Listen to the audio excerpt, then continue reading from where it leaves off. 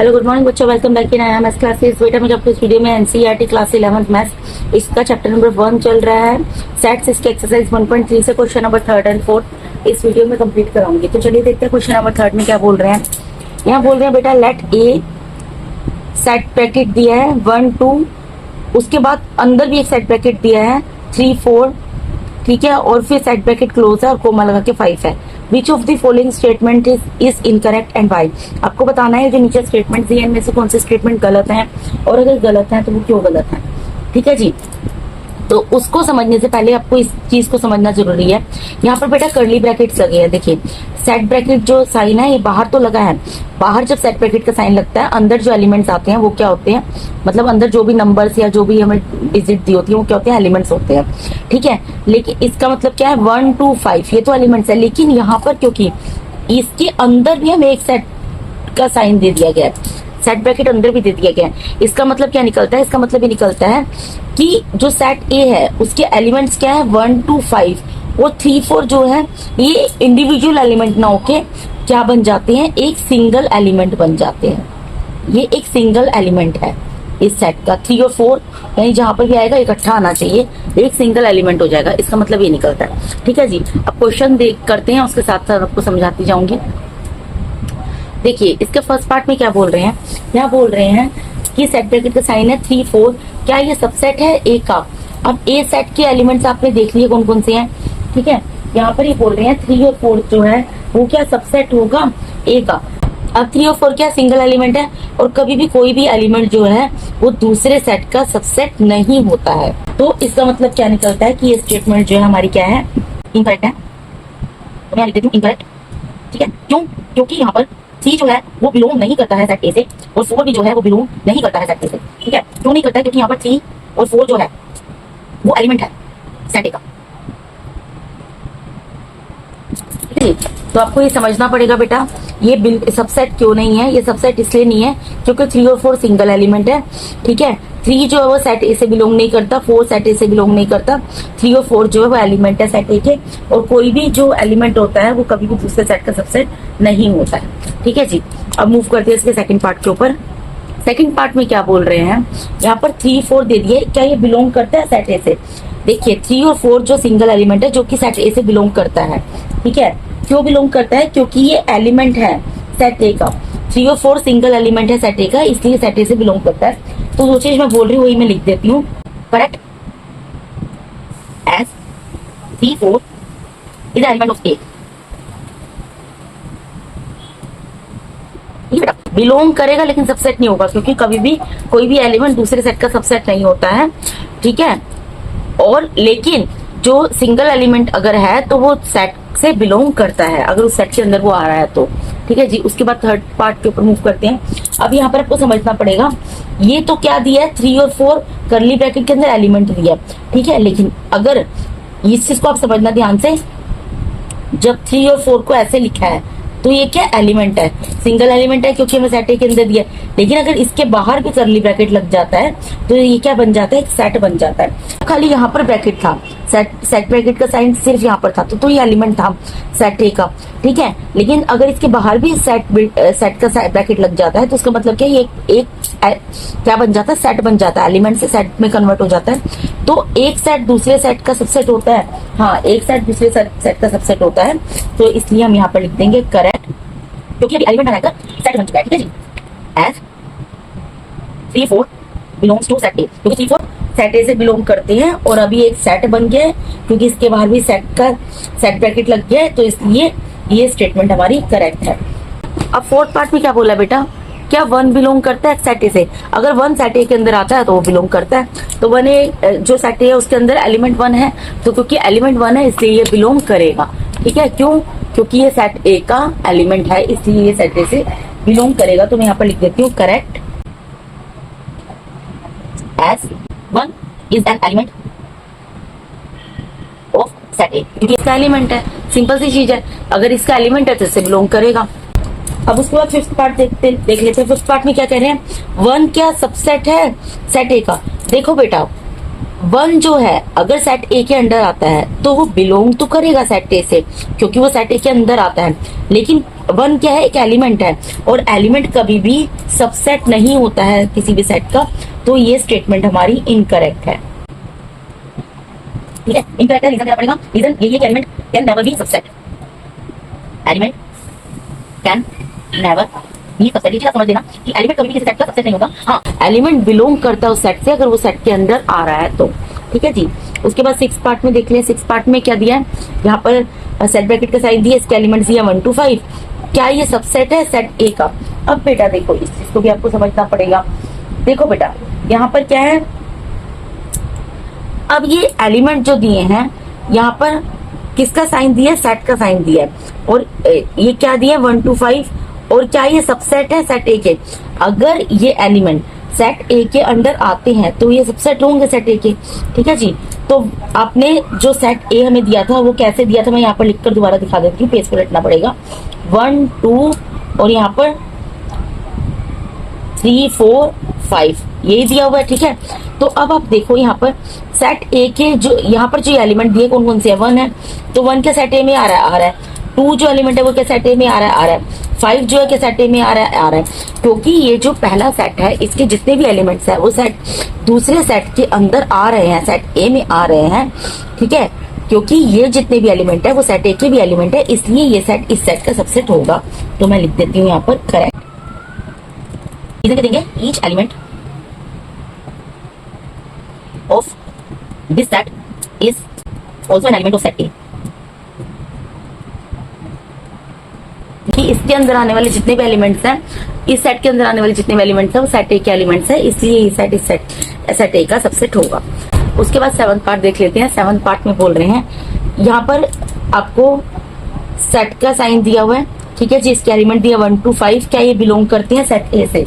अब देखो बेटा, ये तो एक सेट दे दिया ना, 1 to, ये एक सेट का साइन, सेट का सिंबल है, सेट ब्रैकेट है, उसके अंदर 1 to 5 एलिमेंट है। तो ये वाले सेट के जो एलिमेंट है क्या ये बिलोंग करते हैं सेट ए से? ये एक सेट दिया प्रॉपर, तो कभी भी कोई भी सेट जो होता है दूसरे सेट से बिलोंग नहीं करता है।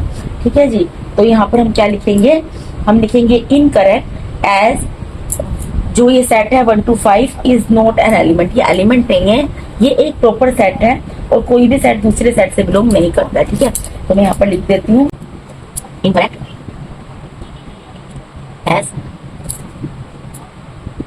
1 to 5 is not an element. ये एलिमेंट नहीं है, ये तो सेट दिया है और कोई भी सेट दूसरे सेट से बिलोंग नहीं करता है। ठीक है, ये चीज आपको ध्यान रखनी पड़ेगी बेटा।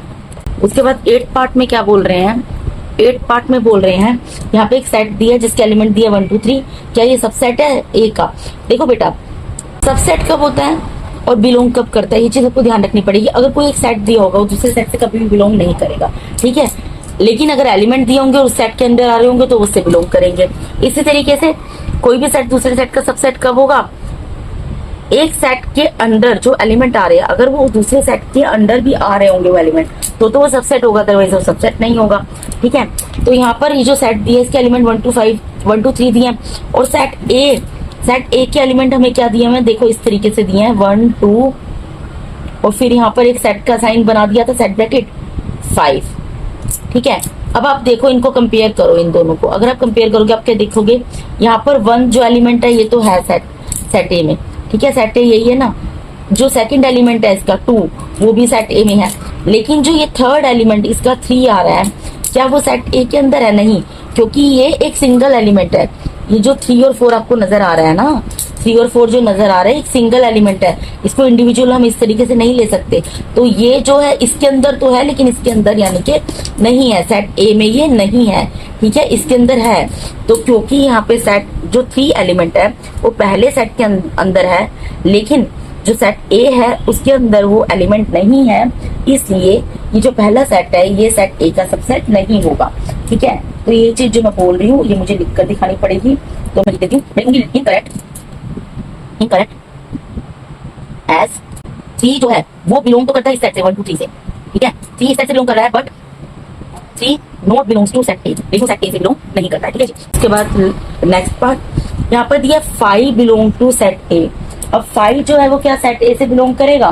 कोई भी देखो हमें यहाँ पर नंबर दिया जाता है वो किसी भी सेट से बिलोंग कब करता है, अगर वो सेट के अंडर आ रहा होता है। लेकिन सेट ए जो है, सेट ए किसके इक्वल दिया है यहाँ पर 1 2, उसके एलिमेंट क्या क्या दिए हैं, उसके बाद ये 3 4 और उसके बाद इस तरीके से दिया कर्ली ब्रैकेट में, ठीक है। तो क्या इसके अंदर फाइव आ रहा है? फाइव नहीं आ रहा। जब इसके अंदर ही नहीं आ रहा, सेट ए में आ ही नहीं रहा, तो बिलोंग कैसे करेगा? क्योंकि फाइव सेट ए के एलिमेंट्स के अंदर नहीं आ रहा है, इसलिए फाइव जो सेट ए से बिलोंग नहीं करेगा। तो यहाँ पर लिखेंगे incorrect as five is not element of set A. ये इसका एलिमेंट नहीं है, ठीक है। अब उसके बाद है फाइव सबसेट ए का। फाइव का सबसेट होगा सेट ए का। देखो फाइव हर एक सेट का सबसेट होता है, कोई भी सेट होता है ना उसका फाइव सबसेट होता है। तो ये स्टेटमेंट करेक्ट है, ये मैं आपको पढ़ा चुकी हूँ बेटा। As five subset of every set, क्योंकि फाइव जो है हर एक सेट का सबसेट होता है, कोई भी सेट हो, तो ये स्टेटमेंट करेक्ट होगी, ठीक है जी। अब इसका लास्ट पार्ट देख लेते हैं बेटा। अब लास्ट पार्ट में क्या बोल रहे हैं, यहाँ पे कर्ली ब्रैकेट दे दिया है, ठीक है, फाइव दे दिया है, इसके अंदर सबसेट है ए का। अब आपको एक चीज ध्यान रखनी है, फाइव जो है ये क्या दिया है, एक सेट दिया है। क्या ये सबसेट है सेट ए का? कोई भी सेट कभी भी दूसरे सेट का सबसेट नहीं होता है, ठीक है जी। तो ये स्टेटमेंट जो है इनकरेक्ट है। लिखोगे फाइव बिलोंग्स टू, फाइव जो है वो बिलोंग करता है सेट फाइव से, ठीक है, but five not belongs to set A. Five जो है सेट ए से बिलोंग नहीं करता है, ठीक है। तो इसका सबसेट नहीं होगा, तो ये चीज आपको ध्यान रखनी है। तो इसके साथ थर्ड क्वेश्चन कंप्लीट होता है। मूव करते हैं फोर्थ क्वेश्चन के ऊपर। फोर्थ क्वेश्चन बहुत ज्यादा आसान क्वेश्चन है बेटा। फोर्थ क्वेश्चन में क्या बोल रहे हैं, write down all the subsets of the following sets. ये जो सेट्स है इन सबके सबसेट्स लिखने हैं। तो बहुत आसान है, कोई भी सेट होता है उसका सबसे पहला सबसेट क्या होता है, फाइव होता है। दूसरा उस सेट का जो पहला एलिमेंट है उसको लिख दो। तो यहाँ पर तो एलिमेंट ही एक है, तो यही आएगा, ये इसका आंसर होगा, ठीक है। उसके बाद हमें जो दूसरा सेट दिया है वो क्या दिया है, उसमें दो एलिमेंट दिए ए बी। तो पहला सबसेट क्या होगा इसका, फाइव होगा। अब दूसरा सबसेट इसका क्या लिख सकते हैं बेटा, कर्ली ब्रैकेट, जो इसका पहला एलिमेंट है एक बार इसको लिख देंगे, फिर दोबारा कर्ली ब्रैकेट लगा के दूसरे एलिमेंट को लिख देंगे। और कोई भी सेट खुद का सबसेट होता है, ठीक है। तो ये यानी कि फोर्थ नंबर में क्या आ जाएगा, खुद ही ये वाला जो भी हमें सेट दिया है वही आ जाएगा यहाँ पर। क्योंकि एक चीज याद रखना, कोई भी सेट जो होता है ना, एक तो फाइव उसका सबसेट जरूर होता है और वो सेट खुद का सबसेट जरूर होता है, ठीक है। और बाकी जो भी एलिमेंट्स होते हैं उनको इंडिविजुअल करके लिख सकते हैं, ठीक है। अगर तीन एलिमेंट होते हैं उनको पेयरिंग में करके भी लिख सकते हैं इंडिविजुअल लिखने के बाद। अब उसके बाद जैसे कि थर्ड वाला इसका पार्ट देख लो, इसमें तीन एलिमेंट दिए हैं। तो सबसे पहले तो फाइव को लिख देंगे, एक ही आ गया इसका सबसेट। दूसरा एक बार वन लिख दूंगी यहाँ पर सबसेट में, फिर एक बार टू लिख दूंगी जो उसका दूसरा एलिमेंट है सबसेट में, फिर एक बार सबसेट में इसका थर्ड एलिमेंट लिख दूंगी। फिर इसके बाद पेयरिंग कर सकती हूँ बेटा, वन टू का पेयर बना लूंगी, एक बार इसको लिख दूंगी सबसेट में, ठीक है। फिर एक बार टू थ्री को लिख दूंगी सबसेट में, एक बार टू थ्री को लिख दिया। फिर एक बार क्या कर सकती हूँ, थ्री और वन को या वन और थ्री को लिख सकती हूँ, ठीक है। और फिर ये पूरा सेट अपने खुद का सबसेट होगा, यानी कि वन टू थ्री ये भी आ जाएगा, ठीक है जी। बेटा मैंने कोई चीज बताई थी वैसे भी इस तरीके के क्वेश्चन को करने के लिए, कि अगर आपको ये पता लगाना हो कि इसके कितने सबसेट होंगे, कैसे पता लगाओगे, जो भी ये सेट दिया होता है इसके एलिमेंट जो होते हैं उसको एम मान लो, ठीक है। एलिमेंट को एम मान लो। अब एलिमेंट काउंट करो कितनी है, one two three, three element है, ठीक है। अब एक फॉर्मूला होता है जिसमें हम करते हैं टू की पावर एम, यानी कि टू की पावर यहाँ पर क्या आ जाएगी, थ्री आ जाएगी। तो यानी कि टू की पावर थ्री का मतलब क्या है, to multiply by two multiply by two, यानी कि एट। यानी कि ये जो सेट है इसके एट एलिमेंट्स होंगे। अगर मैं इस सेट का इसी तरीके से आपको बनाकर दिखाऊं तो एम यहाँ पर क्या होगा, एम यहाँ पर वन टू एलिमेंट है, टू होगा। तो यहाँ पर टू की पावर एम में क्या आएगा बेटा, टू की पावर टू आएगा, ठीक है। टू की पावर टू का मतलब क्या है, to multiply by two, to multiply by two का मतलब क्या है, फोर, यानी कि फोर एलिमेंट, ठीक है, फोर सेट। तो यानी कि फोर सेट ही बने थे ना, वन टू थ्री फोर। इस तरीके से आप पता लगा सकते हो कि किसी भी सेट के कितने सबसेट होंगे, ठीक है जी।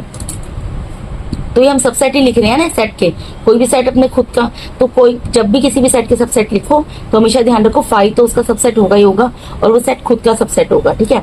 अब लास्ट है फाइव, तो फाइव का सबसेट क्या होगा, फाइव का सबसेट सिर्फ और सिर्फ फाइव होता है और कुछ भी नहीं होता, ठीक है जी। तो इसके साथ ही फोर्थ क्वेश्चन भी यहाँ पर होता है कंप्लीट। तो इसके साथ ही बेटा मैंने यहाँ पर आपको NCERT class 11th maths chapter number first sets इसके एक्सरसाइज 1.3 से क्वेश्चन नंबर यहाँ पर थर्ड एंड फोर्थ पूरा कंप्लीट करा दिया बेटा। अगर आप मेरे चैनल पे नए हैं, पुराने भी हैं, और अगर आप लोगों ने अभी तक मेरे चैनल को सब्सक्राइब नहीं किया और आपको मेरा टीचिंग मेथड अच्छा लगता है तो मेरे चैनल को सब्सक्राइब कीजिए, मेरी वीडियोस को लाइक कीजिए, अपने फ्रेंड्स Q1 के साथ इसको शेयर कीजिए। And thank you so much for watching my videos बेटा। God bless all of you. Thank you so much once again.